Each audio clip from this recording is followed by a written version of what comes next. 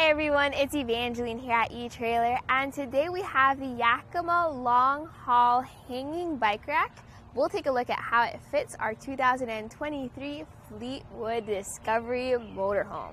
So this is a bike rack that is designed for your fifth wheels, for your trailers, and your motorhomes. It has extra stability for your rack because of the extra movement behind your motorhome. You want to make sure that it is strong and sturdy.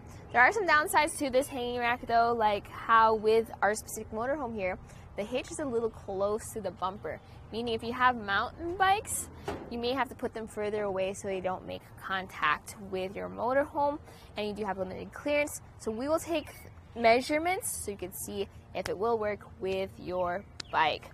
So first things off, how does it hold on to the bike? We have 3 touch points.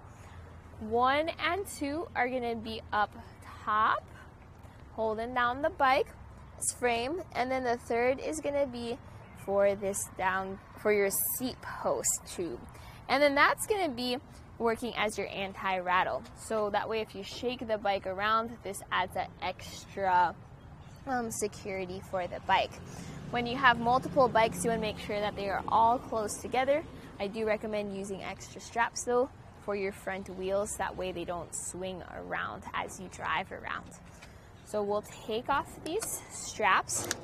These are super fast. There's called zip strips. So if you come in close, you'll be able to see that all you need to do is pinch the levers and pull the zip strips out. So 1, 2, and 3. And then afterwards, I put them either in my pocket or on the arms so we can take the bike rack off. Notice it's going to be a little bit tricky with the frame. When you have a mountain bike like this, you do have a smaller triangle. So if you have smaller frames, there's a lot of moving it around to get it through the arms. If you have children's bikes and some women's bikes, you may need to get a frame adapter bar to give you some more clearance, and that way it's not at such a, I like to say, extreme angle. So all of those work together to hold those bikes together. You do have 4 of these cradles.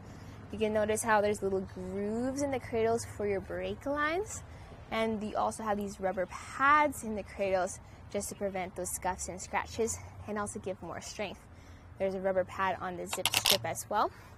And this third cage, I'd like to say, that also folds in if you need a little bit more clearance when loading the bikes on and taking them off. So 1, 2, and 3 zip strips. The thing though with carrying around 4 bikes or more bikes is there's also more length added to the back of your motorhome. So taking a quick measurement here from the end of the motorhome to the end of the rack, that's about 37 inches or just a little bit over 3 feet. You do get a cable lock that you can wrap around the bikes and then secure up here with your included Yakima lock. Plus, there's the classic bottle opener for the end. Now, if you do have all your bikes out and about, maybe you're at the campsite, what you can do is fold the arms down, just like that. And that's going to be a lot more compact. Doesn't get as much in your way. You can walk around the motorhome, no worries about the arms being in the open position. This does not tilt away because it's an RV rated bike rack. So most of them do not have that extra tilt because they don't want extra pivot points. They want to focus on stability, which is what this definitely does. So she's going to stay there. It's a lot more compact compared to your platform racks, but then the downside is there's a lot more points of hassle for getting the bikes on compared to a platform rack. Now let's take a look at how it fits into our hitch receiver. We have a 2-inch hitch receiver here on our motorhome. We have an anti-rattle bolt and a lock. That lock is going to be similar to the lock you will use for your cable lock, and you get 2 of these. They are key to like, so then you only need 1 key to access the entire system. Make sure that that anti-rattle bolt is secure and tightened down. Always check it regularly. That way you know it's secure in your hitch receiver. Well, with all that being said, it's definitely a solid bike rack.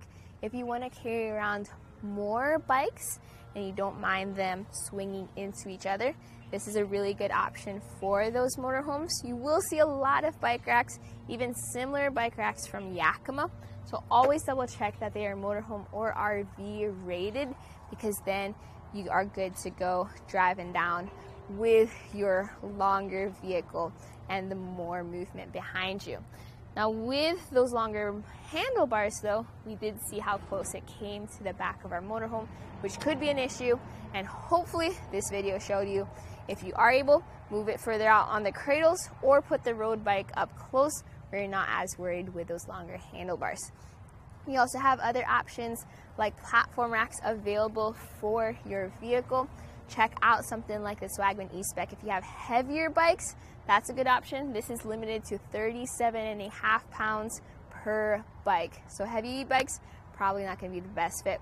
But all in all, for a sturdy hanging rack, this was a look at the Yakima LongHaul hanging bike rack on our 2023 Fleetwood Discovery Motorhome.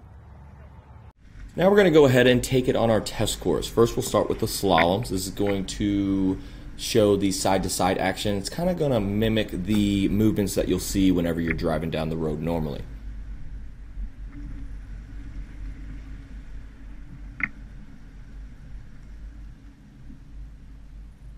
And now with the fold speed bumps. These are going to be pretty much like normal speed bumps. You get to see the up and down action of the bike rack and see how it holds up.